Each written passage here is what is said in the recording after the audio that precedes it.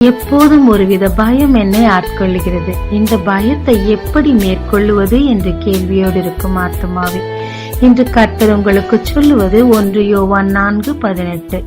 அன்பிலே பயமில்லை, பூரண அன்பு பயத்தை புறம்பே தள்ளும்.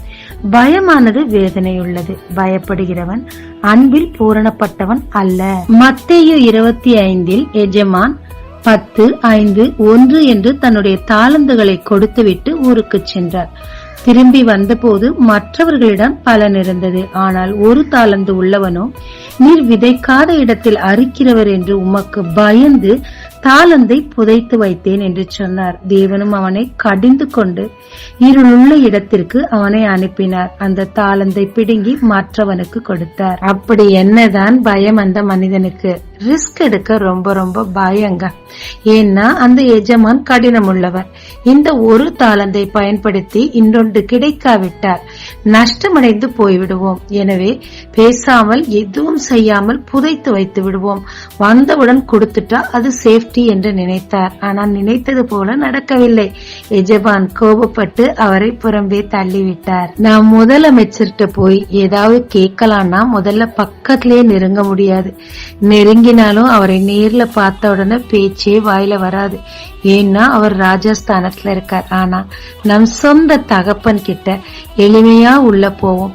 அவரிடத்தில் விரும்புவதை அடித்து கேட்டு கூட கொஞ்சம் விளையாடுவோம். ஏனென்றால் அவர் தகப்பன். தகப்பனிடத்தில் அன்பு பூரணமாயிருக்கும். அன்புள்ள இடத்தில் பயம் இராது. ஆமாங்க, நம்மளுடைய கர்த்தர் ராஜாதி ராஜா, ராஜாக்களுக்கெல்லாம் ராஜா. ஆனா நமக்கு புத்திர சுவிகாரத்தின் ஆவியை கொடுத்திருக்கிறார். நம் அப்பாங்க. அவர்கிட்ட என்னங்க நமக்கு பயம் இருக்கு? பேருக்கு சொல்லி இருக்கு 365 தடவை பயப்படாத பயப்படாதன்னு சொல்லி. தேவன் நமக்கு பயத்தின் ஆவிய கொடுக்கலங்க, தெளிந்த புத்தியுள்ள காவிய கொடுக்கிறார். பயந்தா ஒரு ரிஸ்க் எடுக்க முடியாது, ஒன்னையுமே சாதிக்க முடியாது. பயம் எங்க வருவது? விசுவாசம் குறைஞ்சா பயம் வரும். விசுவாசம் எங்க குறையுது? அன்பு குறைஞ்சா விசுவாசம் குறையும். இந்த குறையோட நம்ம தேவனை ப்ளீஸ் பண்ணவே முடியாதுங்க. தேவன் மேல அதிக அன்பாருங்க. விசுவாசத்தை பெருக்கிக் கொள்ளுங்க. பயத்தை ஆட்டோமேட்டிக்கா மேற்கொள்ளலாங்க. ஜெபிக்கலாமாங்க. தேவரே, இந்த பயத்தை நான் மேற்கொள்ள உதவி செய்யும். உம்மை முழுமையாய் பூரணமாய் நேசிக்க கிருபை தாரும்.